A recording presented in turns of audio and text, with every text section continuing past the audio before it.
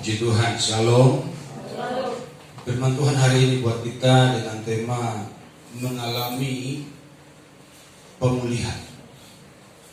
Karena pemulihan ini harus terus terjadi dalam kehidupan kita sebagai orang-orang percaya. Dan tentu dampak akibat dari pemulihan tersebut, hidup kita semakin baik, hidup kita semakin berbuah, hidup kita semakin menyenangkan Tuhan. Itu dampak dari terjadinya pemulihan dalam kehidupan kita sebagai orang-orang percaya. Puji Tuhan. Lukas pasal 8.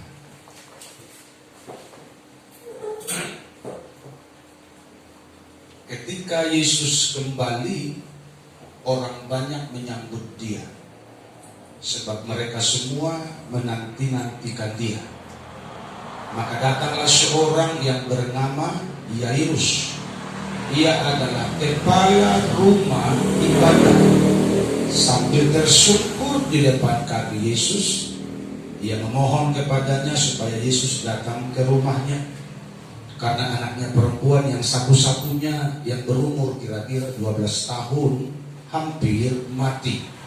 Dalam perjalanan ke situ, Yesus didesak-desak orang banyak. Adalah seorang perempuan yang sudah 12 tahun menderita pendarahan dan yang tidak berhasil disembuhkan oleh siapapun. Ia maju mendekati Yesus dari belakang dan menjamah jubahnya. Dan seketika itu juga berhentilah pendarahannya. Lalu kata Yesus, siapa yang menjamah aku? Dan karena tidak ada yang mengakuinya, berkatalah Petrus, Guru, orang banyak mengerumuni dan mendesak engkau.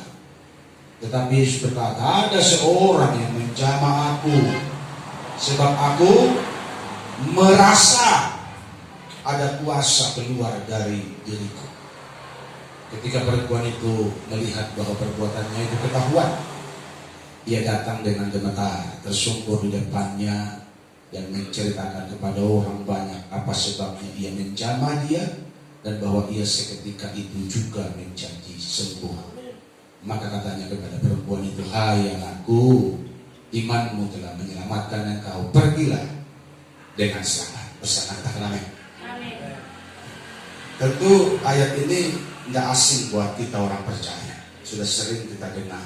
Tetapi saya akan menyampaikan kepada saudara lebih sederhana supaya kita memahami betul apa arti asal ku jamah saja jubahnya aku akan sembuh. Apa maknanya di kehidupan kita sebagai gereja Tuhan hari-hari ini? Itu yang kita mau pelajari hari ini. Bagaimana caranya mengalami pemulihan tersebut? Yang pertama, mendekatlah. Ia maju mendekati Yesus dari belakang dan menjamah jubahnya. Ia maju, ini gambaran dari adanya satu kemauan untuk mengalami pemulihan. Ia maju artinya ada satu upaya, ada satu kerinduan, ada satu kehausan ingin berjumpa dengan Tuhan. Dan kehausan itulah awal dari terjadinya pemulihan atas hidup kita. Amin. Ia maju artinya engkau harus keluar dari pintu rumahmu dan engkau harus mendatangi Tuhan, mendatangi rumah Tuhan untuk bersekutu dengan Tuhan. Yang setuju katakan amin. Engkau tidak bisa goyang-goyang kaki di rumah engkau berharap pemulihan. Itu bohong, tidak mungkin terjadi. Dan setuju katakan amin. Jadi makna ini sederhana tapi sangat dalam, karena ini harus diupayakan. Dan saya mau beritahu kepada saudara hari ini, perjumpaan dengan Tuhan itu pun harus diupayakan. Orang-orang mau berjumpa dengan Tuhan dengan berbagai banyak cara. Ada yang mereka khusus, ada datang ke rumah-rumah doa, mereka khusus, ada kamar-kamar doa di sana, gua-gua doa. Mereka bisa berdoa 3 hari, berpuasa. Ada yang di rumah kalau rumahnya sepi, tapi dia memberi waktu yang khusus karena dia pengen berjumpa secara pribadi dengan Tuhan. Haleluya. Tidak ada itu kita goyang-goyang kaki asal Kristen malas ibadah, jumpa sama Tuhan. Tidak ada. Jumpa sama setan sih mungkin lebih cepat, lebih gampang, ya kan? Lebih mudah. Tapi kalau mau berjumpa dengan Tuhan ini membutuhkan waktu dan sikap hati yang mau tunduk pada kebenaran. Ia maju mendekati Yesus dari belakang dan menjamah jubahnya. Maju mendekati di tengah kebisingan dunia adalah bukti adanya kemauan yang kuat untuk menerima pemulihan dari Tuhan. Dan saya beritahu kepada saudara, di ayat yang di atas, karena Petrus berkata kepada gurunya waktu gurunya merasa ada yang menjamahnya, dan Petrus gak tahu saking ramainya orang. Petrus bilang begini, guru, gak tahu lah siapa lagi yang menjamah, karena orang ini banyak kali berdesak-desakan. Betul begitu kan? Orang itu berdesak-desakan. Tapi tahu saudara, di antara orang yang berdesak-desakan itu, kenapa tidak semua yang menjamah Tuhan? Kenapa tidak semua dialiri oleh kuasa Tuhan? Kenapa tidak semuanya disembuhkan oleh Tuhan? Tapi hanya satu orang yang memberi hatinya, memberi hidupnya, memperjuangkan dirinya untuk berjumpa dengan Tuhan. Itu yang dilawan Tuhan. Jadi gak semua orang Kristen dijamah Tuhan. Gak semua orang Kristen disembuhkan. Gak semua orang gereja diberkati Tuhan. Hanya orang-orang yang memberi hidupnya khusus, memberi waktunya khusus untuk berjumpa dengan Tuhan. Bagi mereka lah terjadi lawatan Tuhan. Haleluya. Haleluya. Makanya waktu-waktu ibadah itu kita beri waktu kita khusus dengan sikap hati yang benar. Aku mau berjumpa dengan Tuhan, karena dalam perjumpaan itulah engkau menerima kesembuhan dari Yesus Tuhan. Dan itu lebih berharga dari uangmu, dari pencaharianmu, dari hartamu, karena perjumpaanmu dengan Tuhan itu menghasilkan kekekalan. Haleluya. Menghasilkan kekekalan. Uang yang kita cari besok habis, minggu depan habis, bulan depan habis. Tapi perjumpaanmu dengan Tuhan itu kekal sampai selama-lamanya. Mendekati Yesus, arti sederhana untuk hari ini itu rajin bersekutu, rajin ibadah, rajin merenungkan firman. Itulah strategi kita sebagai orang percaya untuk mendekati Yesus. Dan hanya orang yang mendekati Yesus yang mendapati lawatan dari Tuhan Yesus. Katakan amin. Saya ulangi, hanya orang yang mendekat kepada Yesus yang menerima lawatan Tuhan Yesus. Itu pun tidak semua. Karena banyak orang dekat dengan Yesus yang berbondong-bondong itu, yang berdesak-desakan itu, tidak semua menerima lawatan, kecuali perempuan yang menyiapkan bencana hatinya untuk dilawat Tuhan. Haleluya. Jadi jangan kira semua orang yang di gereja itu dilawat Tuhan. Walaupun Roh Kudus siap melawat, tapi kalau hatimu tidak kau siapkan, bencana hatimu tidak kau siapkan, otakmu tidak di sini, hatimu tidak di sini, tapi di tempat lain hanya badanmu yang di sini, tidak mungkin Tuhan melawat engkau. Engkau akan pulang dengan gersang dan kering seperti kau datang ke tempat itu. Makanya waktu yang kita beri buat Tuhan sepanjang jam kebaktian ini, engkau harus konsentrasikan dirimu dengan Tuhan, supaya engkau berjumpa dengan Tuhan pada setiap jam dari. Haleluya. Pemulihan itu tidak terjadi dengan sendirinya. Walaupun engkau lahir Kristen, walaupun bapakmu pendeta, nggak dilawat dengan sendirinya, karena Tuhan tidak pernah pilih kasih. Haleluya. Nggak ada itu hak khusus karena anak pendeta ada hak khusus, nggak ada. Betul apa betul? Tuhan melawat orang yang haus, yang hatinya disiapkan untuk dilawat, itulah yang dilawat. Jabatan nggak perlu buat Tuhan. Haleluya. Nggak perlu buat Tuhan itu. Prestasimu nggak perlu buat Tuhan itu. Yang perlu buat Tuhan apa? Kau datang seperti anak kecil, polos. Tuhan, ini aku. Nggak usah pakai embel-embel. Katakan amin. Itu yang Tuhan suka. Jadi kemuliaan tidak terjadi dengan sendirinya. Engkau harus datang kepada Yesus. Siapapun kita, siapapun kita, hanya engkau harus datang kepadanya, baru engkau menerima pemulihan. Datangnya pun dengan cara yang benar, seperti perempuan tersebut. Saudara tahu, Alkitab berkata dia sudah sakit, dan sakitnya parah, 12 tahun pendarahan, dan tidak bisa disembuhkan oleh siapapun. Tentu itu membuat dia lemah secara fisik, tapi lemah fisiknya tidak membuat dia menyerah. Lemah fisiknya membuat dia putus asa, karena dia tahu moloroa untuk Tuhan Yesus pasti ditolong. Haleluya. Kalau engkau kebaktian, engkau pasti diberkati. Amin. Kalau engkau kebaktian, engkau gak diberkati, berarti ada yang salah dengan dirimu. Haleluya. Saya ulangi, kalau engkau kebaktian, engkau pasti diberkati.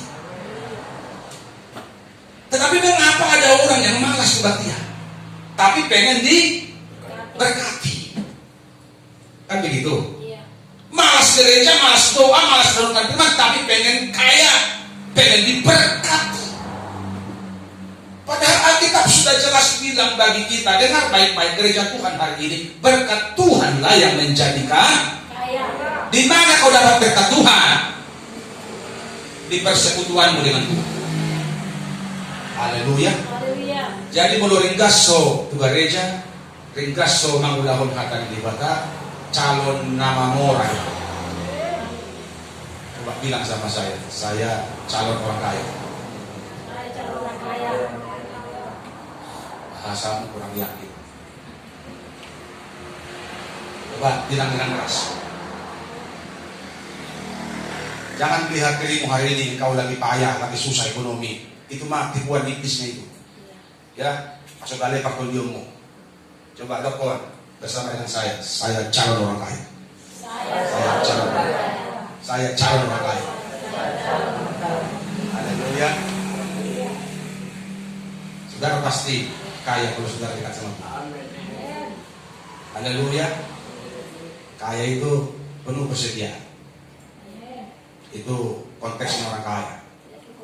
Artinya seperti Paulus, seperti Daud bilang, dahulu aku muda, sekarang telah menjadi tua. Belum pernah kulihat keturunan orang benar ditinggalkannya atau anak cucunya minta-minta roti. Jadi kaya itu penuh persediaan.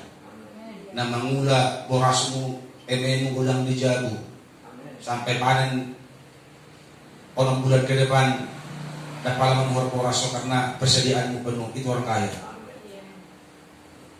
Haleluya. Haleluya. Yang memuliakan anak gak perlu sampai pinjam kanan pinjam kiri untuk bayar uang kuliah, karena Tuhan beri berkat. Itu orang kaya. Yang belum punya rumah diberi rumah, soal rumahnya real estate atau RSS nomor sekian, yang penting kau punya rumah. Itu orang kaya. Ada yang amin? Haleluya. Yang belum punya rumah minta, karena Tuhan pasti beri. Asal engkau ikut Tuhan dengan sungguh-sungguh. Haleluya. Ale molo dao siap Tuhan, dao usah berharap, karena engkau tidak punya dasar untuk berharap. Tapi kalau engkau dekat sama Tuhan, tidak punya dasar berharap pun, engkau pasti diberkati. Abraham alami itu kan. Sekalipun tidak ada dasar untuk berharap, kata firman Tuhan, tapi karena Abraham percaya, yang tidak mungkin jadi mungkin bagi dia. Haleluya. Jadi kalau kita percaya, tidak ada pun yang mau diharapkan, Tuhan tetap bisa berjalan. Tapi kalau kita jauh dari Tuhan, yang sudah ada pun olomago, dia lang ngit-ngit, dia lang bergudung, dia lang belalang pelahap, belalang pengerik. Kenapa? Karena engkau jauh dari Tuhan. Makanya harus mendekat. Katakan amin. Mendekat, dan mendekat itu setiap hari. Jadi kalau konteksnya perempuan yang sakit ini dia mendekat pada pribadi Tuhan Yesus waktu itu. Kalau sekarang konteks kita sebagai anak Tuhan mendekat, beri waktu, beri hidupmu rajin kebaktian, rajin renungkan firman Tuhan, lakukan kebenaran. Itu cara kita mendekati Tuhan Yesus, mendekati surga. Yang kedua, menjamah. Asal ku jamah saja jubahnya, itu bahasa iman dari wanita ini. Karena katanya dalam hatinya, asal ku jamah saja jubahnya, aku akan sembuh. Asal ku jamah. Coba kita ganti bahasa. Molo bugare jauh. Di pasuk-pasuk Tuhan mah, tohode. Kan simpel kan? Iya. Haleluya. Simpel kan? Jadi perkataan si wanita yang sakit ini simpel kali. Mau hujan mau coba malam mau. Mau jodoh kalau Tuhan dipasuk-pasuk mau, sehat mau, usahaku maju, keluargaku bahagia, dan segala macam berkat yang terbaik di surga itu datang sama aku kalau aku dekat sama Tuhan. Amin. Makanya main dekat setiap hari. Haleluya. Haleluya.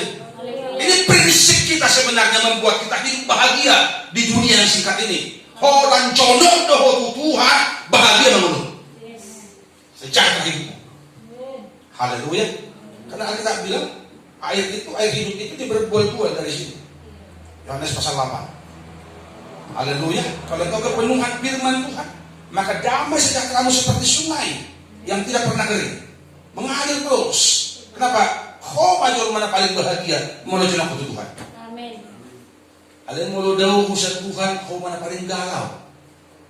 Agi tiap hari tabuan lang murang aku humangan. Ala daw sa Tuhan. Elisa.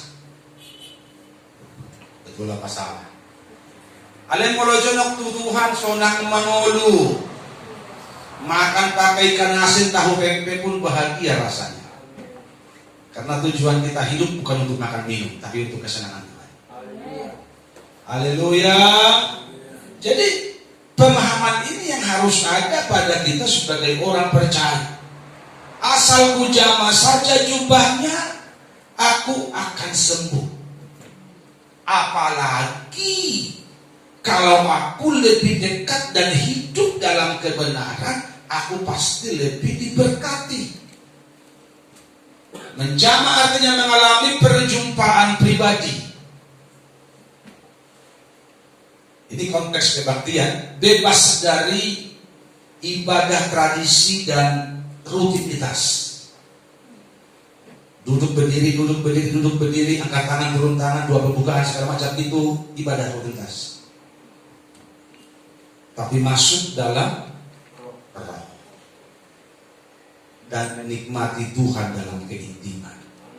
Itu yang selalu kuajarkan kepada saudara pada waktu-waktu berlimpah. Biar setiap kita mengalami keintiman secara pribadi dengan Tuhan. Haleluya.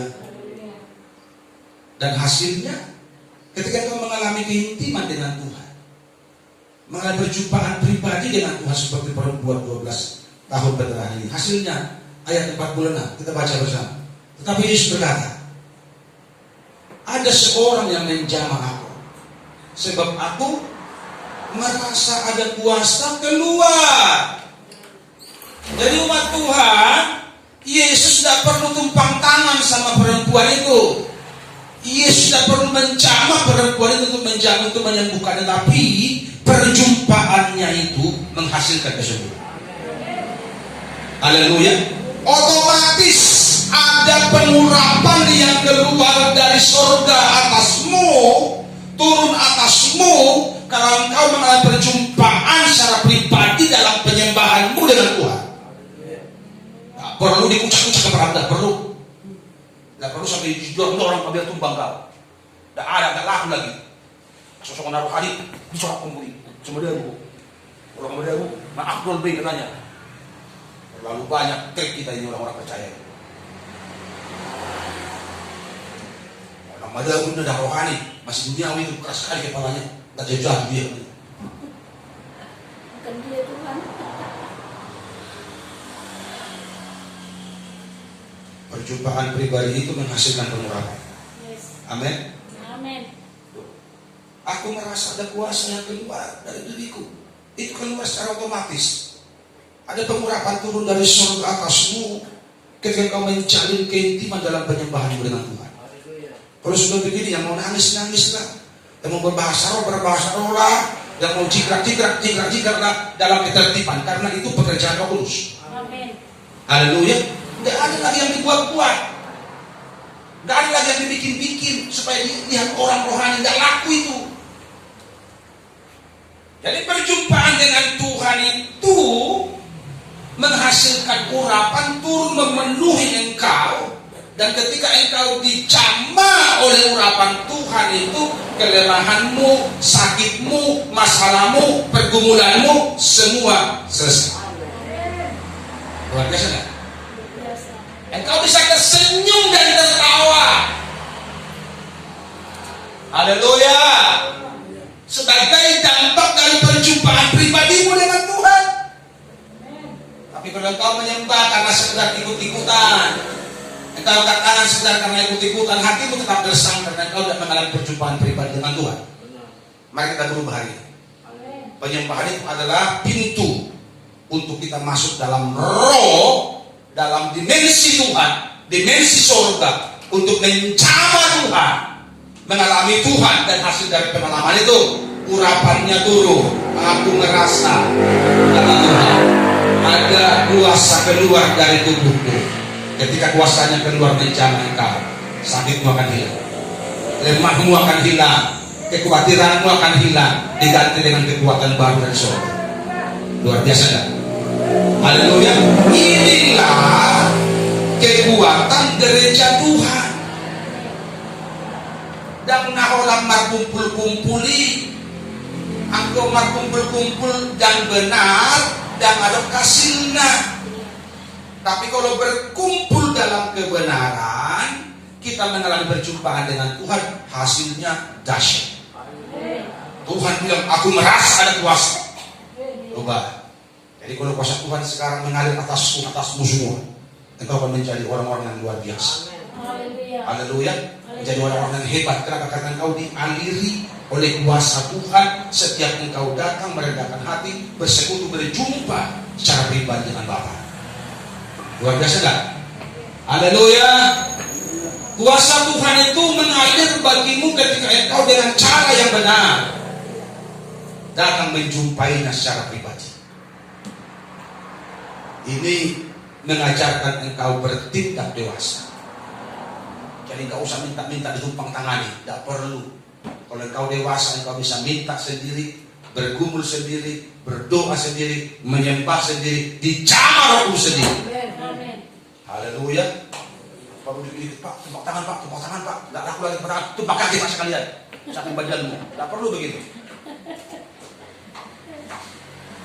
Haleluya. Makanya sungguh-sungguh bertuhan, supaya aliran kuasa itu deras. Haleluya. Haleluya. Mengalir Tuhan seperti sungai, deras dia seperti sungai, urapannya mengalir bagimu hingga bencana hatimu penuh dengan kuasa Tuhan. Haleluya. Pastikan dalam setiap ibadahmu engkau menjamah jubahnya, supaya engkau sehat, supaya engkau sembuh, supaya engkau diberkati. Karena prinsip wanita ini, asal ku jamah saja jubahnya, aku sembuh. Asal ku jamah saja jubahnya, aku diberkati. Asal ku jamah saja jubahnya, aku sehat. Ku jamah jubahnya, aku kuat, aku sembuh, aku diberkati, komplit semua. Dan itu dampak dari perjumpaan pribadi dengan Tuhan. Artinya engkau harus berjumpa dengan Tuhan dalam penyembahan. Dalam penyembahanmu, jumpai Tuhan. Ketika kau menyembah, mulai gersang, jangan menyerah. Patahkan segala intimidas tipis dan menyerang otak. Sampai engkau bisa konsentrasi menjumpai dia dalam penyembahanmu. Kalau sudah berjumpa, aman hidupmu. Amin.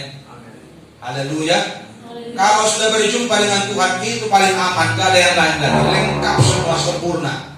Maka itu miliki perjumpaan pribadi setiap hari, karena itulah sumber kekuatan dan berkat bagi orang-orang percaya.